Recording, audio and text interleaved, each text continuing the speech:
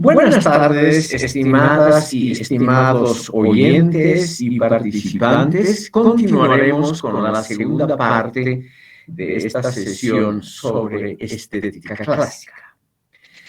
Ustedes se preguntarán seguramente por qué insisto en mostrarles imágenes de épocas muy atrasadas.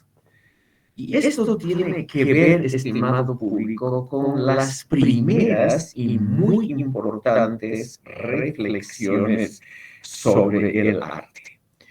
Como les decía, en Altamira y en muchas otras cuevas, por ejemplo, en Francia, vamos a ver ahora mismo las cuevas de Lascaux, en muchas partes se han pintado animales, porque los animales eran excepcionalmente importantes para la vida de nuestros primeros antepasados. Y aquí viene otro de el tercer gran elemento del arte, la posición ambivalente, ambigua, doble del ser humano ante los fenómenos naturales. El cazar, matar y comer un bisonte era una gran cosa. Durante 2 o 3 semanas, la población de la caverna tenía alimento asegurado de primera calidad, con muchas proteínas, como es comerse la carne de este animal que pertenece a la familia de toros y vacas. Pero al mismo tiempo era un animal sagrado, es decir, algo que había que respetar. Es la misma posición que tienen hoy en día todavía los siberianos con respecto a los tigres de Siberia.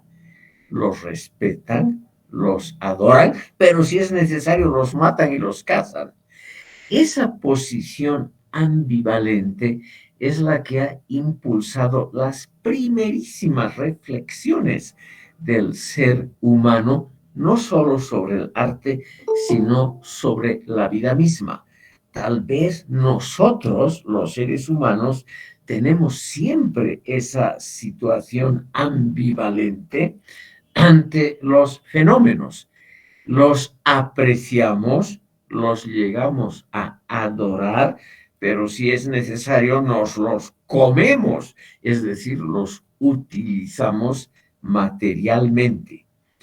Pero al adorar a los bisontes, sin duda alguna, nuestros antepasados, estimado público, los han estilizado y embellecido. Seguramente los bisontes no tenían este aspecto tan majestuoso como aparecen en las cuevas de Altamira. Permítanme mostrarles muy rápidamente otros ejemplos del arte paleolítico. Paleo significa lo más antiguo, y lítico, piedra, o sea, la piedra más antigua. Estimado público, en Francia, en el sudoeste de Francia, lo que se está mostrando aquí en la imagen, en el sudoeste de Francia se han descubierto una serie de cuevas extraordinariamente importantes, de igual calidad que las cuevas de Altamira y Torrelavega en España.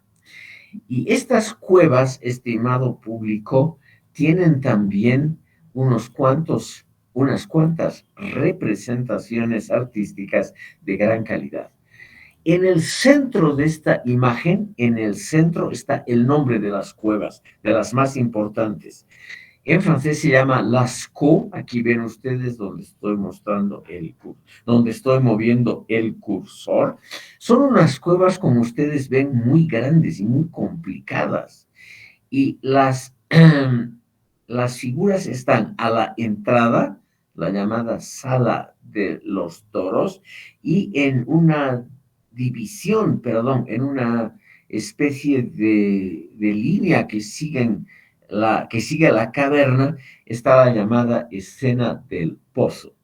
Quiero mostrarles aquí la calidad de estos dibujos paleolíticos para que vean ustedes qué han hecho nuestros antepasados. Como ven, son animales, generalmente también toros, bisontes, y tienen los mismos rasgos que en Altamira. Los contornos están en color negro. En la realidad no son así. Ningún animal tiene contornos tan marcados en la realidad. Es el primer principio de abstracción. O sea, nuestros antepasados, estimado público, aquí están solamente los contornos. El artista no ha pintado la piel de los bisontes o de estos toros, se ha contentado con los contornos, o sea, ha hecho una abstracción. Y lo más interesante, y esto han descubierto los antropólogos que han estudiado las tribus de Australia, Andamán y muchas otras que todavía están en un estadio que nosotros arrogantemente los calificamos de paleolíticos, estas formas abstractas son reconocidas por la colectividad.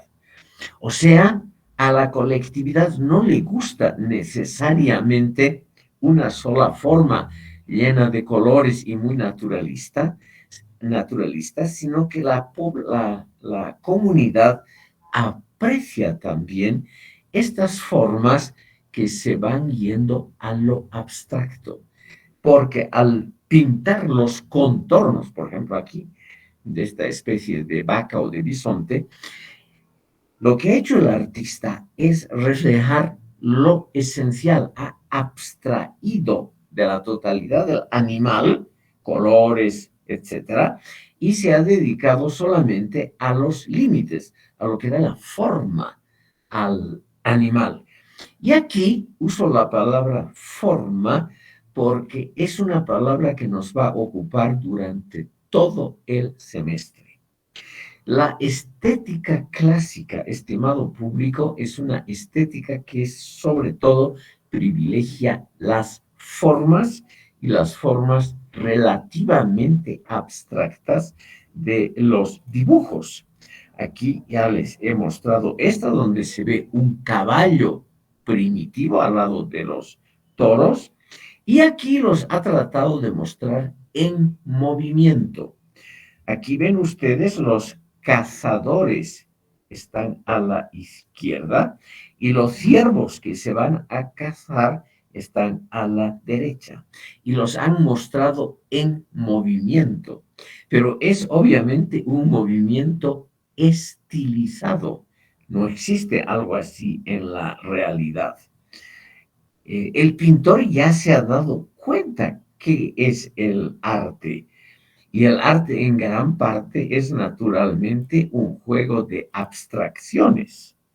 Ven ustedes, esta es otra de las tomas de Lascaux, donde la calidad de los animales es muy interesante. Ustedes ven, hay naturalmente un enorme interés por toros, vacas y bisontes, porque son los animales que ayudaban a alimentar. O sea, nuestros antepasados se los comían, pero los adoraban simultáneamente y figuraban estos animales entre los tótems, o sea, las figuras que marcaban la identidad de las comunidades y las diferencias entre sí. Aquellos que adoraban el tótem del toro eran naturalmente algo diferentes a las que adoraban el tótem del caballo o cosas por el estilo. Les he puesto en la pizarra del chat los nombres de dos investigadores muy importantes. Arnold Hauser, el autor de esas muchas obras sobre estética e historia del arte, y del historiador australiano Gordon Childe, porque ambos han tratado de explicar, y es filosóficamente muy interesante, la transición del arte paleolítico, del más elemental que acabamos de ver, al arte neolítico.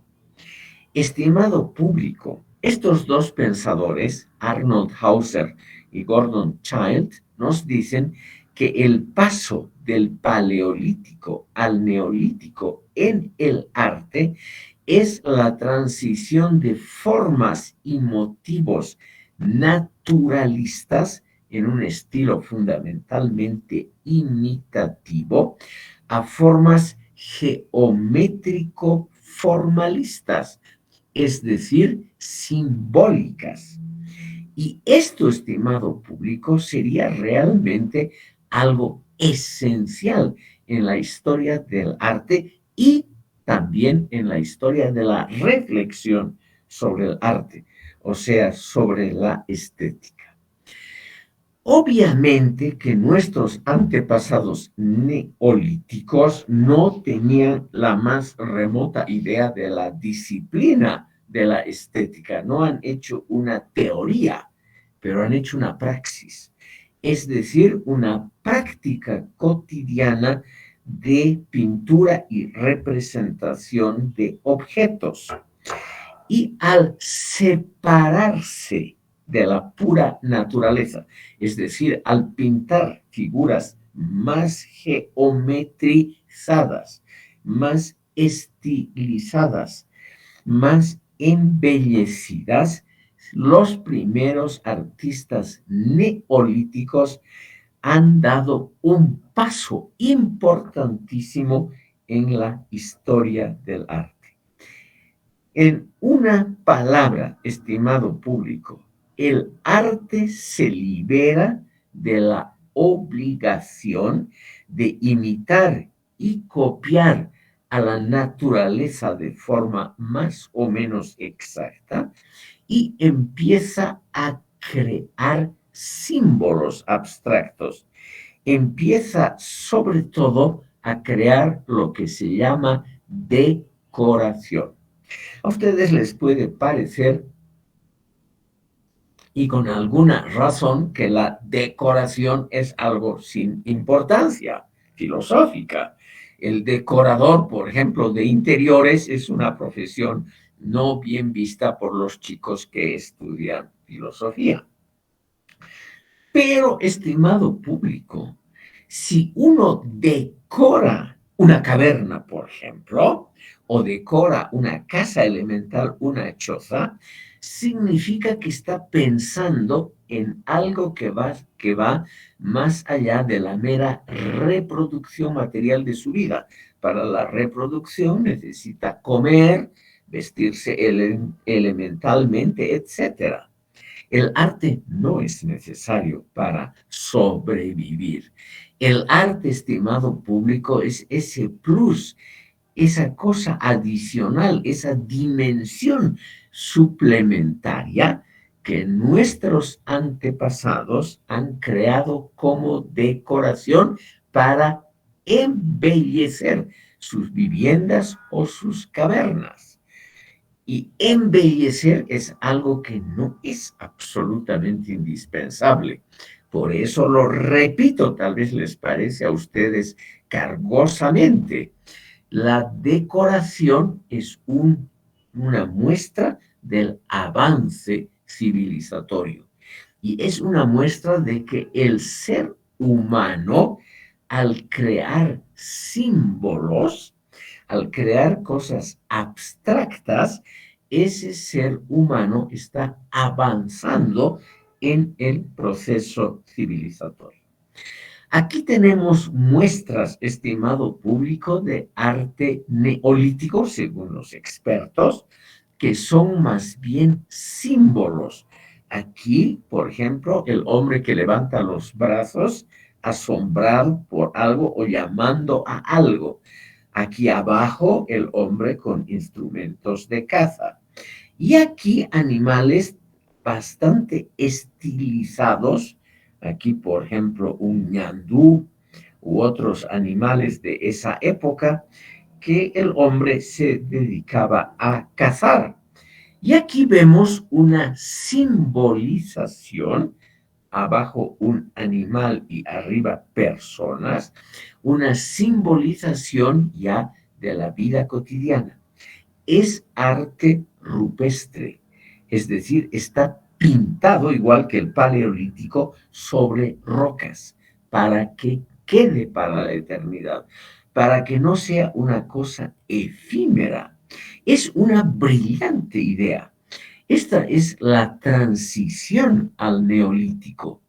Ustedes ven aquí, lo más importante está a la izquierda arriba, en la izquierda superior de esta placa de roca. Aquí está lo igual que el paleolítico, animales. No tiene ningún interés especial.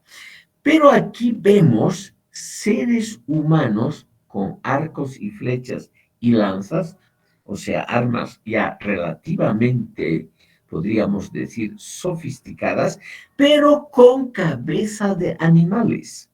O sea, están simbolizando al tótem, están representando el signo de una comunidad diferente de otras.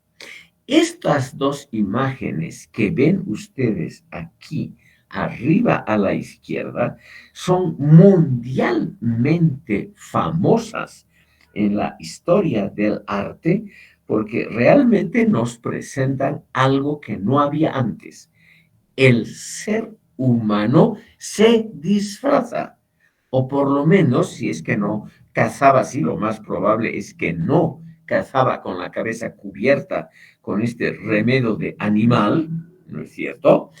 Un remedo de animal en las dos figuras, pero el pintor quería claramente sugerir la pertenencia de los cazadores a un clan determinado o tal vez el disfraz, esa careta totémica, significaba una ganancia de fuerza. Tal vez han sido pintados porque el ser humano creía que al incorporar formas a su vestimenta, a su apariencia exterior, formas de animales poderosos, que iba a ganar en potencia.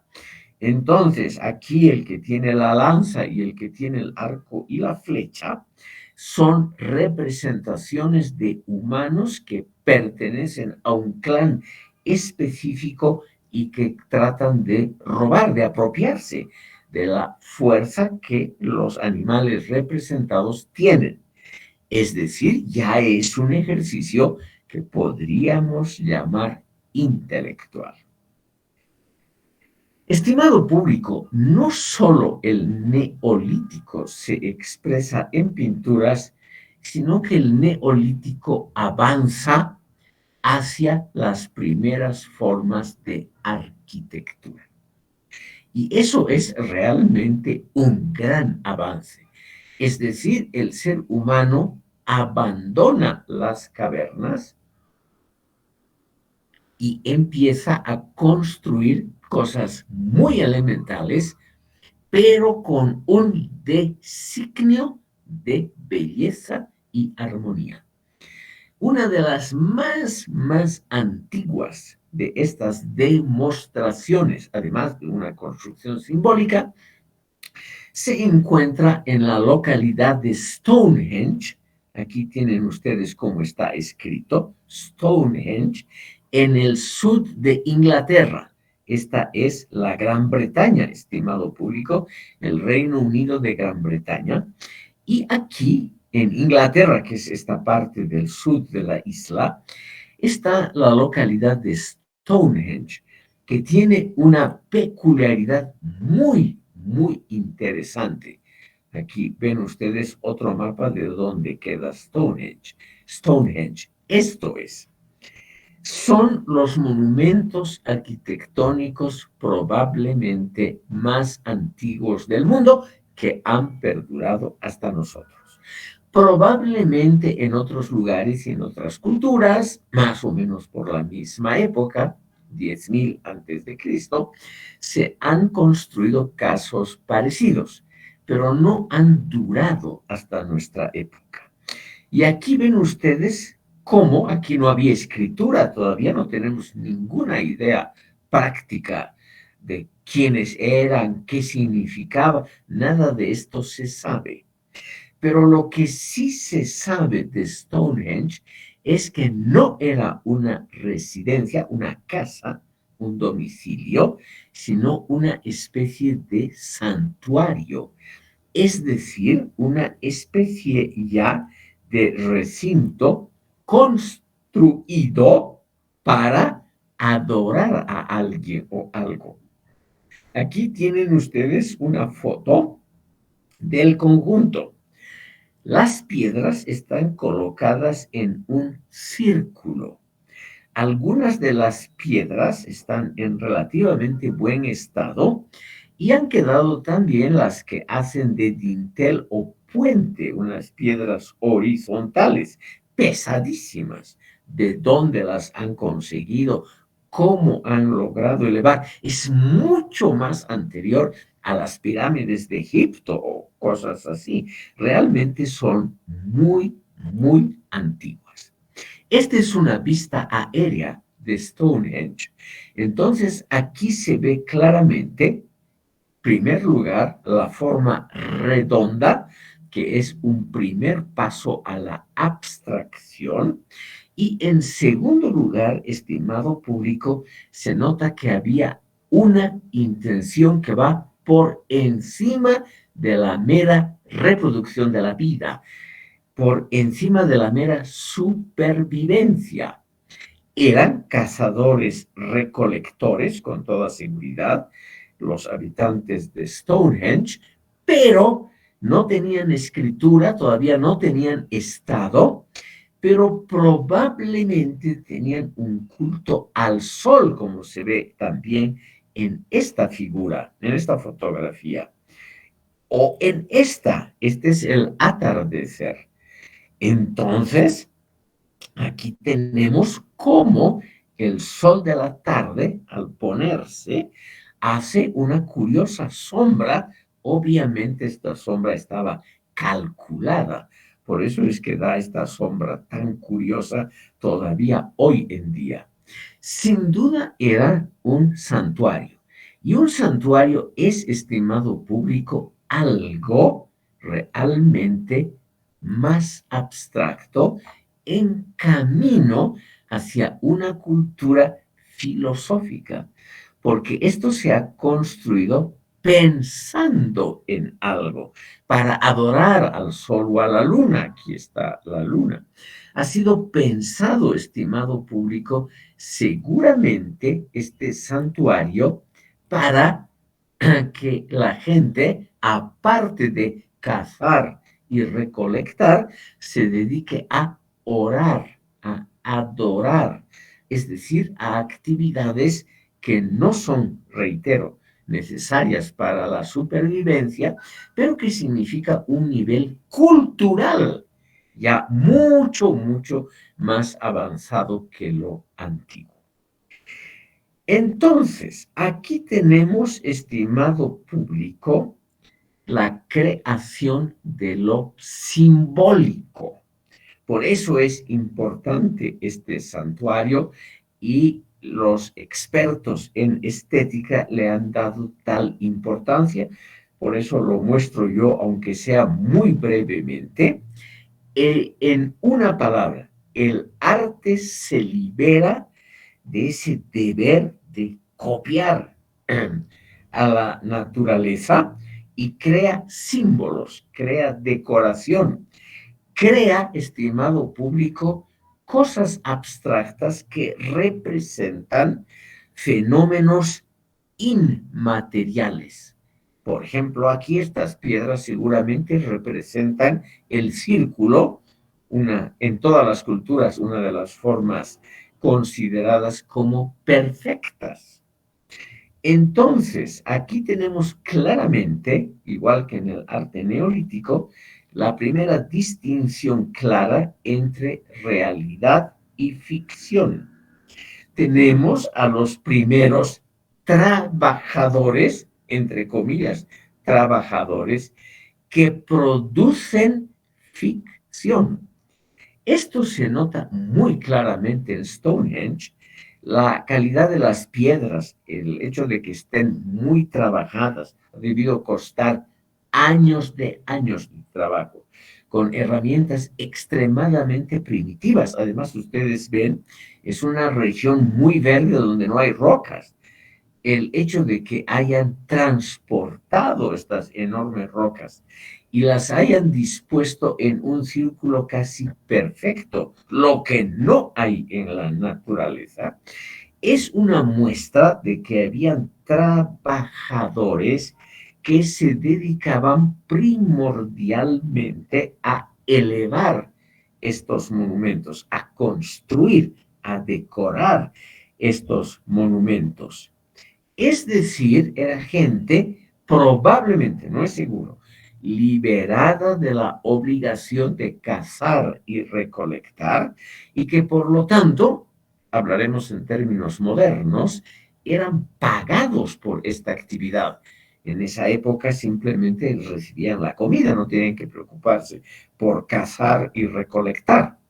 O sea, los primeros artistas, probablemente, no es seguro, a tiempo completo en el Neolítico, son los creadores de símbolos, probablemente religiosos, que se dedican a la construcción de ficciones, o sea, de cosas que no son necesarias en la vida cotidiana. Crece la conciencia, estimado público, de que esos productos que podríamos llamar estéticos o ficticios son una ocupación humana importante. Arnold Hauser habla de la simbolización, de la metaforización.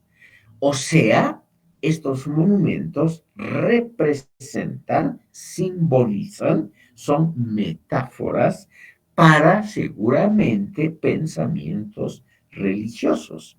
Y para ello han hecho este esfuerzo de construcción que ha durado realmente años y que ha debido ser realmente un gasto enorme.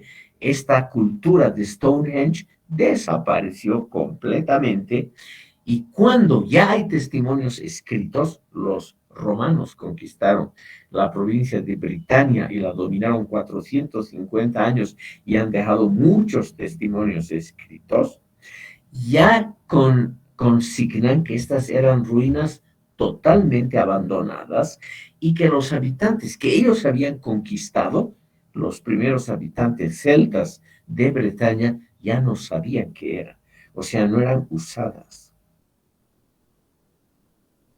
Aquí tenemos un paso, según Hauser, muy claro del naturalismo del primer arte paleolítico a un arte, estimado público, que está basado en ficciones, pero en ficciones creídas por toda la comunidad. La ficción, por ejemplo, de que hay una religión, hay unos dioses, hay necesidad de un culto, etcétera.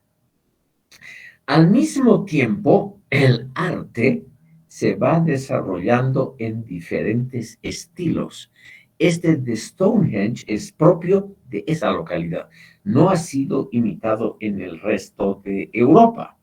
Es un estilo realmente muy propio, así como las cuevas de Lascaux también tienen su estilo propio. Seguramente los habitantes de Altamira y Lascaux tenían también sus eh, prácticas religiosas, prácticas evidentemente ficcionales, pero eran muy diferentes a estos señores que probablemente adoraban el sol. El arte neolítico promueve la paulatina independencia de los seres humanos con respecto a la mera supervivencia. Es decir, en las palabras de Arnold Hauser, este arte neolítico permite al ser humano, ha permitido, perdón, me acabo en pasado, ha permitido al ser humano liberarse de la esclavitud completa de los ciclos naturales. O sea, ya no tenía solo que cazar y recolectar, sino podía dedicarse a cosas muy específica de los humanos, lo que nos diferencia de nuestros hermanos animales, que son la religión y la cultura. Y como ustedes ven, la cultura comienza, estimado público, con representaciones simbólicas que no tienen un objetivo material urgente. Absolutamente aquí no había nada urgente para la actividad de los seres humanos. Hauser y el historiador Gordon Childe nos dicen simultáneamente que en esa época ha comenzado la llamada revolución neolítica. Este es un punto importante, estimado público. Ruego considerar este concepto. Según estos dos autores y muchos otros, la revolución neolítica ha sido la más importante en toda la historia de la humanidad. Mucho más importante, dicen ellos, que la revolución industrial y que la revolución electrónica de las últimas décadas. ¿Por qué? Porque la revolución neolítica es la primera y definitiva que ha permitido al ser humano liberarse de las coerciones naturales más agudas y le ha dejado al ser humano tiempo para preocuparse por la religión y el arte. La revolución neolítica es la invención de la agricultura y la ganadería. Es decir, el ser humano, estimado público, en la revolución neolítica se vuelve un ser humano que está unido a un territorio de trabajo agrícola. En lugar de tener una vida transhumante, que era muy dura, persiguiendo animales o recolectando frutos, etc., el ser humano inventa la agricultura y la ganadería e inventa asentamientos permanentes. O sea, deja de ser nómade el ser humano, deja el nomadismo. Y al dejar el nomadismo, automáticamente, al vivir en comunidades todavía muy pequeñas, tiene tiempo para pensar en la belleza. Aquí están los primeros productos de la cerámica neolítica. Y ustedes ven, estimado público, que todas estas vasijas, en primer lugar, que tienen una forma que hoy podríamos llamar relativamente elegante, todas estas vasijas tienen curvaturas que son producto artístico, que no son necesarios para su uso. Podrían ser vasijas sin estas curvaturas, tendrían más o menos el mismo uso. Pero la curvatura y la exactitud de las formas redondas es lo que le da el aspecto artístico. Ustedes ven lo que han hecho nuestros antepasados al comienzo mismo del Neolítico. Han creado objetos de uso cotidiano, pero los han hecho elegantes, bellos. Han creado estos objetos también para tener una pequeña satisfacción. Eso es lo interesante, estimado público, del arte neolítico. Y ustedes ven en estas vasijas que tienen 10.000 años de antigüedad, cómo, en primer lugar, son formas muy estilizadas, sobre todo la vasija de la izquierda, que tiene ya aquí adornos geométricos, que son adornos que se han liberado de la obligación de imitar a la naturaleza. Aquí todavía hay son restos en mal estado, los de la derecha, pero podemos ver que hay tal vez imitación de imágenes de animales. En cambio, en la izquierda ya es completamente geométrico. O sea, el ser humano se ha liberado de esa obligación que tenía antes de copiar indistintamente, o sea, sin discriminación, la naturaleza. Las formas mismas, ustedes ven aquí, esta forma, estas dos partes prácticamente de la vasija, no son necesarias para almacenar granos o líquidos, de ninguna manera. Es un intento de crear algo que la naturaleza no nos prescribe, pero que de alguna manera nos facilita la vida. Estos adornos, estimado público, nos facilitan la vida en la, perdón, nos facilitan la vida en el sentido de que nos podemos alegrar, podemos pasar la vista unos minutos, podemos preguntarnos unos a otros por qué estos dibujos geométricos son los más antiguos en vasijas que el ser humano ha creado. Ustedes ven aquí solamente hay rayas muy elementales, pero aquí ya hay algunos dibujos geométricos. Son los más antiguos en la historia de la humanidad y son obviamente muy elementales. Ven ustedes, aquí son formas estrictamente geométricas, no representan nada de la naturaleza. Y sin embargo, hay miles de objetos neolíticos descubiertos que tienen ya muy elemental estos trazos geométricos, que es obviamente una forma de simbolización. Estas rayas verticales, diagonales, que ven ustedes en la vasija de la derecha, significaba algo para esos habitantes. No se sabe cómo. Todavía faltan miles de años para la invención de la escritura. No sabemos qué significaban. Y tampoco estos casi círculos concéntricos de diferentes colores. Está muy bien pensado. Ustedes ven, es un rojo y un verde escalonados.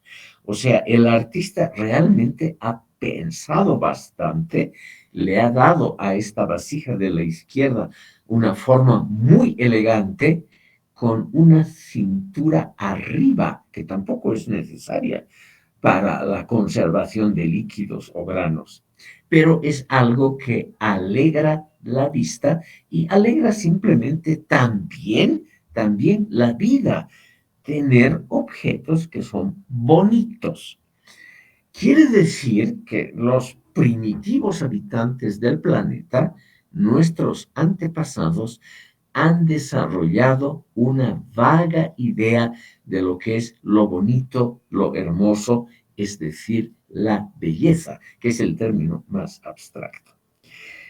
Finalmente, esta es la última muestra que les voy a exhibir de vasijas neolíticas. Aquí ya tienen una especie de vidriado o de lacado, una especie de esmalte, de revestimiento. Y ustedes ven que algunas han conservado unos vagos diseños, unas muestras de colores, aquí en la extrema derecha de figuras, aquí unas figuras humanas, aquí a la extrema izquierda, combinación de colores, y ven ustedes que son también diferentes entre sí.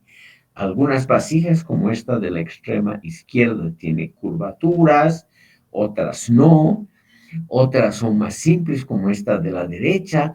Esta tiene una boca muy estrecha, es una vasija, yo diría, muy usual hasta el día de hoy, estas formas elegantes. Es decir, en una palabra, el ser humano ha empezado a producir cosas que le producen agrado, que le producen gusto. Y estos conceptos, agrado y gusto, son los que, como piedras angulares, nos conducen al concepto más filosófico de belleza. El neolítico, estimado público, ha durado milenios hasta que los seres humanos inventan simultáneamente la escritura, el tratamiento de los metales y la construcción de lo que llamamos Estado. Y eso ocurre primitivamente en dos lugares en el mundo. En lo que se llama Mesopotamia, la tierra entre dos ríos, entre el Éufrates y el Tigris. Aquí ven ustedes esta zona verde, significa simplemente que esta zona es fértil, es decir, que puede producir agrícolamente algo aceptable. Y ven también que la zona verde se extiende hasta Egipto en el norte del África. Estimado público, ¿por qué esto es importante para el arte? Porque aquí, en estos dos lugares, o sea, Egipto y Mesopotamia, nace lo que convencionalmente se llama la civilización. Convencionalmente. Son las primeras. Posteriormente, en la China, en la India, en América Central y en la zona andina, son los lugares donde espontáneamente aparecen las civilizaciones. O sea, en América Latina, en lo que hoy es América Latina, tenemos en la zona andina, Perú, Bolivia, y también en la zona maya, Guatemala, México, y en el centro de México, los lugares donde se ha desarrollado espontáneamente lo que llamamos civilización. Esta civilización automáticamente, estimado público, crea lo que llamamos arte. Y eso es lo interesante, porque en esta región que ustedes ven aquí, es el mundo helenístico, en esta región se producen las primeras obras que en forma indirecta, por favor, estimado público, indirecta, tratan de estética. En esta primerísima etapa no hay una obra que se llame la estética griega o la estética babilónica o la estética del Egipto faraónico. Eso no ha habido. Para eso hay que esperar siglos posteriores. Pero hay lo que se llama la estética indirecta.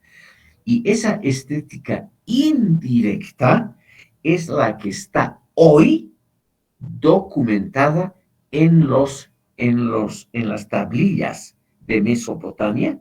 Aquí, estimado público, esta región, tal vez aquí se ve mejor.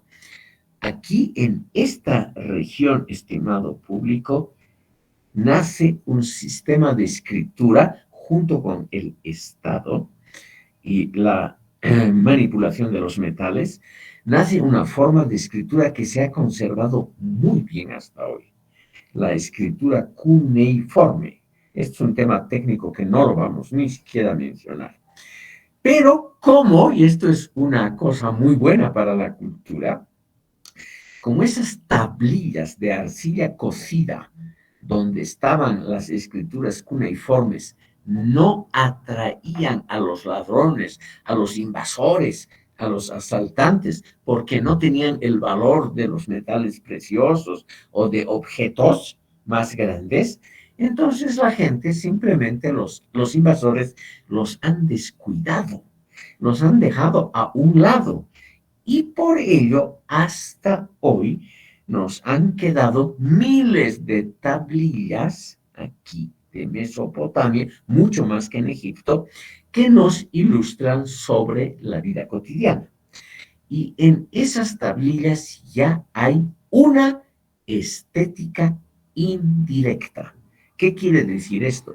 Es una estética que no trata filosóficamente el problema de la belleza, los estilos, la seguidilla de estilos uno después de otros, nada de eso. Pero nos dice por qué un objeto es más bello, más caro que otro de la misma especie. Entonces aquí tenemos, estimado público, las primeras muestras escritas, además reconvenciones de los compradores que se dirigen a los artistas y les critican por qué un objeto es más bello o no que otro. Y aquí les quiero mostrar en las imágenes de la derecha tres objetos que han sido estudio, no digamos estudio, que han sido objeto de reconvenciones de parte del comprador o del superior que ha encargado reconvenciones dirigidas a los artistas que los han criticado o los han alabado porque han creado cosas mejores que los otros artistas. Empezaremos, estimado público, con lo más antiguo. Aquí ven ustedes en la derecha superior una placa de piedra. Es lo que se llama un alto relieve. Es un alto relieve asirio. Asiria, no confundir con Siria. Asiria es el norte del actual Irak, el norte de Mesopotamia. Aquí, estimado público, la mancha verde. Eso es Asiria, un pueblo guerrero. No era un pueblo filosófico, un pueblo que dedicado a la adoración religiosa. Como ven aquí, era un pueblo altamente guerrero. Y sin embargo, este pueblo guerrero ha creado en piedra algunos de los testimonios artísticos más brillantes de todas las épocas. Esta placa de relieve en piedra durísima, es basalto negro. Esta piedra, estimado público, tiene sus 3.500 años. Y como ven ustedes, está muy bien. Simplemente le han quitado el polvo. Está reluciente, como lo quería el rey, y muestra ya, y por eso ha sido alabada por el rey asirio, muestra ya algunos elementos importantes de lo que podríamos llamar la estética. En primer lugar, la calidad técnica del diseño. Existen varias tablillas de arcilla cocida donde el rey, aquí está el rey Asurbanipal, varios reyes se llamaron así en Asiria, eran nombres de reyes muy sonoros, Tiglat-Pileser, Asur-Nasirpal, Asur, y varios que empezaban con Asur, que era el nombre del dios supremo de ellos. Ven, aquí está la ciudad de Asur, donde se adoraba al dios Asur, de donde viene el nombre Asiria para este reino y para toda la región. Este reino se expandió enormemente, estimado público, conquistó todo el Oriente Medio y conquistó también Egipto. Es el primer país que logra conquistar el Egipto faraónico. Aquí entonces, en el caso asirio, tenemos varias tabletas de arcilla donde el rey o la persona que escribe por el rey, en unos casos alaba y en otros casos reprocha al artista. En el caso de esta imagen guerrera, un rey a caballo cazando, el rey alaba al artista. ¿Por qué? Porque ha sabido plasmar en piedra el movimiento, la dinámica del caballo. Aunque el rey no menciona la palabra estática o dinámica, él critica que otros artistas no han sabido plasmar la dinámica y que sus cuadros son muy estáticos.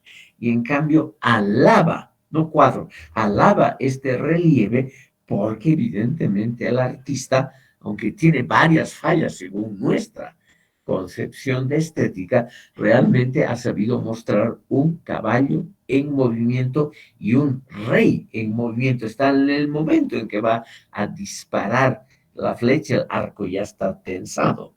Y el rey también alaba al artista porque ha pintado a su ayudante o seguidor o asesor, lo que se llame, que está a la izquierda, lo ha plasmado mucho más pequeño para mostrar la autoridad del soberano y la relativa poca importancia del ayudante.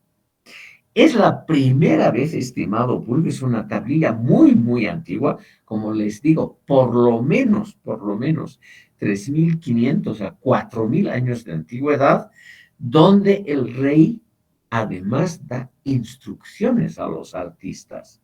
El rey siempre tiene que estar plasmado o dibujado en un tamaño mayor que los otros, porque así corresponde a su dignidad real. Aquí, estimado público, tenemos en la imagen de la derecha abajo algo muy diferente.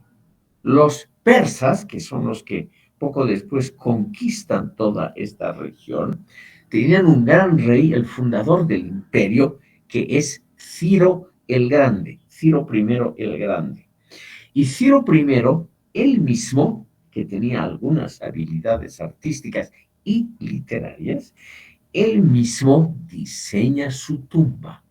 Y él diseña su tumba con extremada sencillez, pero dispone que la tumba tiene que estar en un pedestal de gradas que se ha conservado muy bien.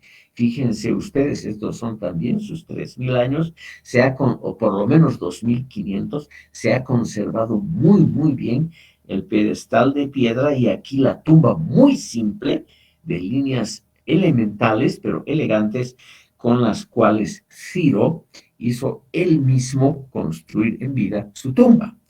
Y a la izquierda tenemos una diosa babilónica. Aquí en el mapa, a la izquierda, está Babilonia en color violeta. Babilonia, vamos a ver en la próxima sesión también unos cuantos exponentes, porque ahí sí ya hubo una especie, podríamos llamar, de proto-filosofía. Babilonia tenía muchísima fama, estimado público, en la Edad Antigua, muchísima fama.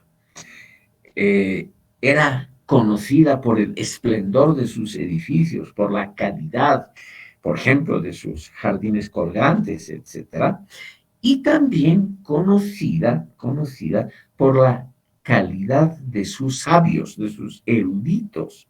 Cuando Alejandro Magno, en 330 a.C., conquista todos estos territorios, decide vivir y morir en Babilonia, porque en su momento era mucho más grande que cualquier ciudad griega y al mismo tiempo era mucho más fina, refinada, etcétera, y con más producción artística.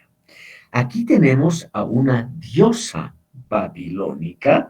Ustedes ven, tiene los pies de animal y está apoyada sobre leones, que son naturalmente leones como los babilonios imaginaban a los leones, que parecen más bien corderos, pero son leones. Y aquí el animal nacional, que es la lechuza, que también esto lo adoptaron los griegos porque es el animal de la sabiduría. Como dice Hegel, la lechuza o el búho inicia su vuelo recién al atardecer. Esta metáfora significa que la sabiduría, la filosofía, inicia su vuelo, es decir, su investigación, etcétera, cuando ya ha pasado la acción, cuando empieza la noche. Aquí esta diosa está con signos, ustedes ven, religiosos abstractos, que son símbolos de la justicia, aquí a la derecha, y los símbolos del poder aquí a la izquierda. Y aquí tenemos, acompañando a esta imagen, algunas tablillas que se han conservado hasta hoy, que nos cuentan la cólera del rey de Babilonia, diciendo que las lechuzas están demasiado grandes, que los leones están demasiado pequeños, que la diosa es demasiado delgada y cosas por el estilo. Es decir, es una discusión entre el rey y su secretario o su asesor, y ambos discuten largamente sobre cómo debe representarse adecuadamente a una figura divina. Y ellos, tanto el rey como el asesor, encuentran que el escultor en este alto relieve no ha sabido representar la debida dignidad de la figura. O sea, las lechuzas demasiado grandes, los leones muy pequeños, etcétera, etcétera, ya les he contado, son motivos de una protoestética. O sea, ellos indirectamente discuten cuáles son las proporciones adecuadas. Y así, muy lentamente, estimado público, muy lentamente se va afianzando la idea de la belleza como el fundamento de la estética. Aquí les voy a mostrar, porque esto sí, no es necesario que ni se acuerden los nombres ni nada, pero esta es una de las obras de arte más discutidas en la historia y filosofía del arte, y también una obra de una gran belleza original. Esta es una obra mucho más antigua que las que acabo de mostrarles. La obra se llama, en términos modernos, el Estandarte Real de Ur. Ur, estimado público, es una ciudad situada en el sur de Mesopotamia. O sea, aquí donde estoy moviendo el cursor, donde se unen el Tigris y el Éufrates, en el sur de Mesopotamia, ahí estaba Ur, la capital de un imperio que se llamaba en esa época Sumeria. O sea, uno de los primeros modelos de civilización. Esto es, estimado público, 3000 antes de Cristo, o sea, hace 5000 años. El estandarte de Ur es una placa enorme hecha con piedras preciosas sobre una base, ustedes ven azul, de lápiz lazuli. Esta placa representa a un rey, que lo tenemos aquí en el centro arriba, que dirige una procesión. Ven ustedes un carro, ya se ha inventado la rueda, son las primeras ruedas que se han inventado. Y aquí un tipo que dirige el carro, aquí llevan caballos ya domesticados, y aquí están los pedigüeños, los que piden audiencia al rey. Aquí están los servidores a la izquierda y lo que podríamos llamar el pueblo llano a la derecha, que van pidiendo audiencia. En el panel del centro vemos a soldados, todos uniformados y armados, y aquí gente en ocupaciones cotidianas. Y aquí abajo vemos a los carros. Aquí vemos que ha debido ser, como era un invento sumerio, la rueda, los carros tirados por estos caballos primitivos que parecen asnos. Estimado público, esto ha debido ser el gran orgullo de ellos. Como ahora tal vez mostrar autos de carrera, aviones de combate o cosas así. Aquí en el estandarte real de Ur, los artistas sumerios han tratado de mostrar lo más notable de esa cultura. ¿Por qué les muestro aquí el llamado estandarte real de Ur? Porque también aquí en Sumeria ya había, son los inventores de la escritura cuneiforme, y ellos, estimado público, ya han testimoniado lo que pensaban sobre estos objetos de arte.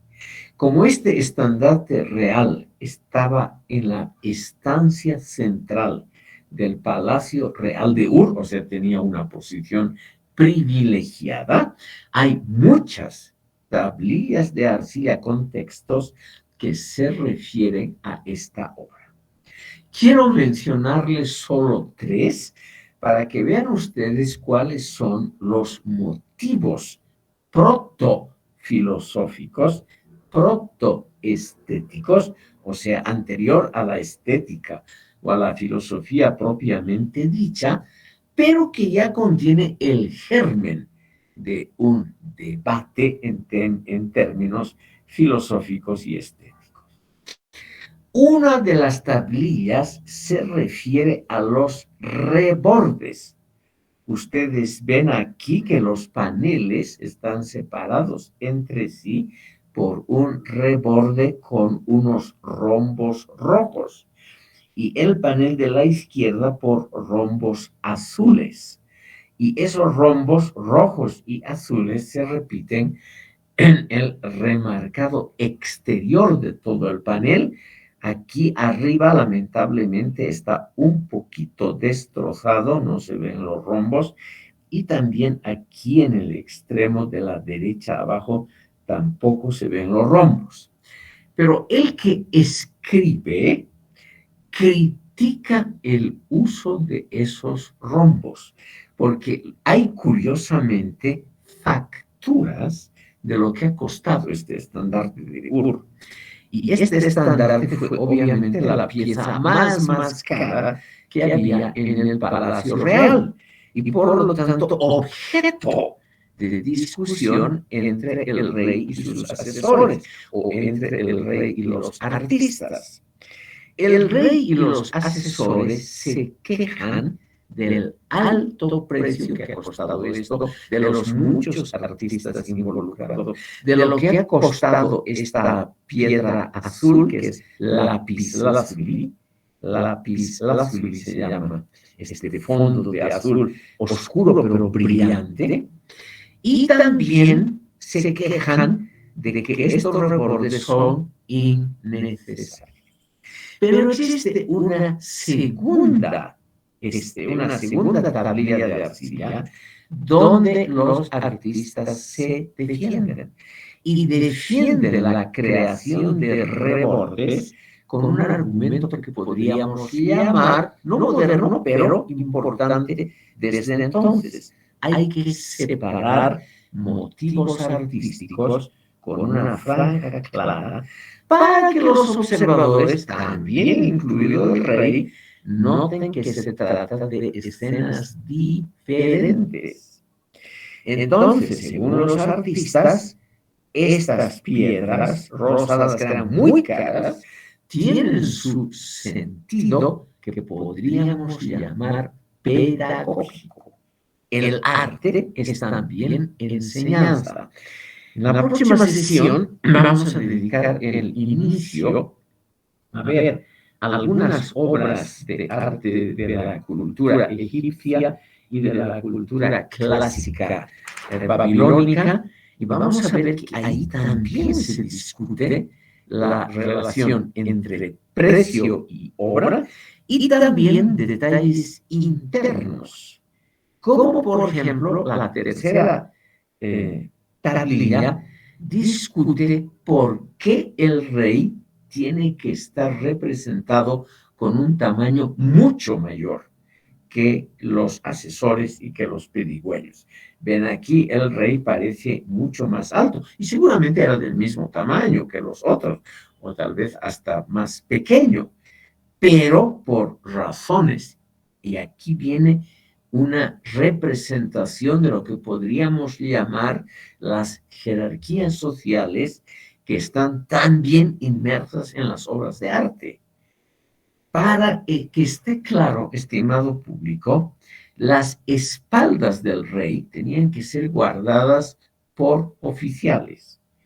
Y aquí vemos, aquí a la izquierda del rey, a la espalda del rey, están oficiales, pocos, pero muy bien vestidos, que tienen un tamaño más grande que el pedigüeño normal y común, o que el que pide la audiencia, que los peticionarios.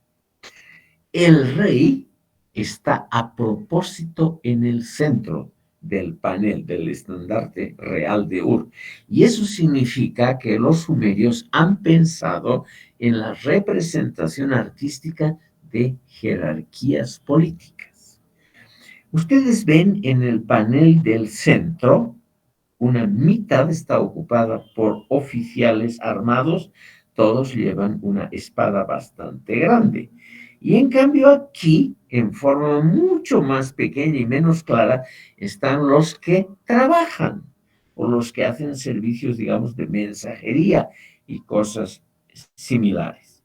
Y aquí en el panel de abajo, que es el que más ha interesado a los arqueólogos, está la representación de los avances tecnológicos de los cuales los sumerios estaban muy orgullosos. O sea, la invención del carro, de la rueda, el adiestramiento, la domesticación de los animales. Ustedes ven aquí son caballos primitivos que están bien domesticados y la representación también, muy doloroso el caso, de los esclavos o de los vencidos en la guerra. Aquí ven, en tamaño muy pequeño, pero claramente visible, son 3 o 4 figuras echadas, ven ustedes, despojadas de sus armas, que son los prisioneros que van a ser pisados por los caballos. Los sumerios no eran obviamente angelitos.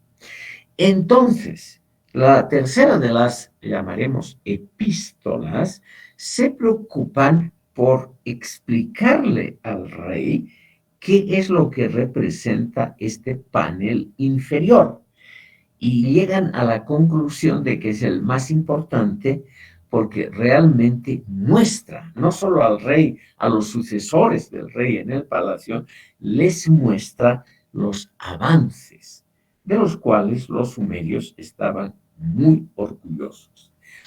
Este panel ha sido hecho con lapislázuli, que es una piedra semi preciosa, ha debido costar bastante dinero, es muy grande, y el hecho de que se haya conservado más o menos intacto hasta hoy nos muestra que todas las culturas sucesorias, que han sido muchas, en Sumeria y en Mesopotamia han tenido muchísimo cuidado en preservar esta obra, pese a que es muy arcaica, eso se nota en la conformación de las figuras, es muy arcaica, pero es extremadamente valiosa y ha sido considerada como valiosa por muchas generaciones. ¿Esto qué valor filosófico tiene? Lo bello debe ser conservado. Lo bello es lo valioso. Y lo valioso, naturalmente, amerita que se lo preserve para muy largos periodos históricos. Imagínense, casi 5.000 años nos separan de esta obra que está más o menos en buen estado. En un cementerio, en una tumba en la misma ciudad de Ur, se han encontrado una serie de objetos de oro, como ustedes ven, muy bien tallados. Como es oro, se ha conservado extraordinariamente bien. Les muestro solamente para que vean ustedes que hace aproximadamente 5.000 años ya había un interés que iba por sobre el mero uso que podríamos llamar estrictamente material utilitario. Este es un yelmo de oro, pero que no se usaba en las batallas, es mero adorno. Y aquí también una copa de oro con su grifo aquí a la derecha, que servía para que el rey o miembros de la corte se dediquen a beber. El oro no envenena, como otros metales, a los líquidos.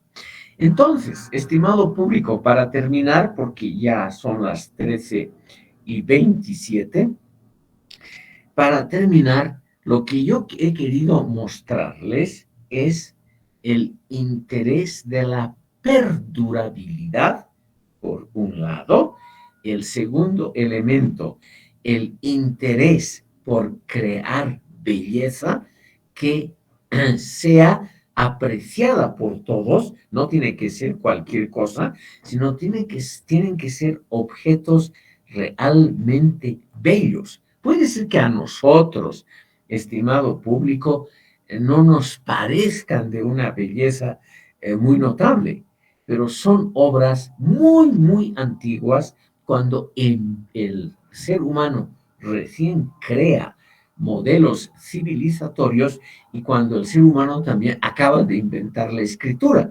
Por eso, como les digo, hay muchos comentarios relativamente interesantes sobre estos primeros objetos de arte. La perdurabilidad, o sea, el artista crea algo para que dure muchas generaciones o toda la eternidad, y el artista también crea obras que atraen, que complacen el gusto, el que causan el agrado de los visitantes. Y esa es la base de la belleza, lo que gusta, lo que atrae y también lo que dura. Vamos a ver en una sesión posterior que hasta Karl Marx, en una obra muy seca de economía, en los Grundrisse, se refiere a estos dos aspectos del arte clásico. ¿Qué es lo clásico? Y con esto cierro, lo que perdura a través del tiempo por su calidad artística y por su buena ejecución con materiales nobles. Estimado público, aquí habríamos llegado al fin de la sesión de hoy.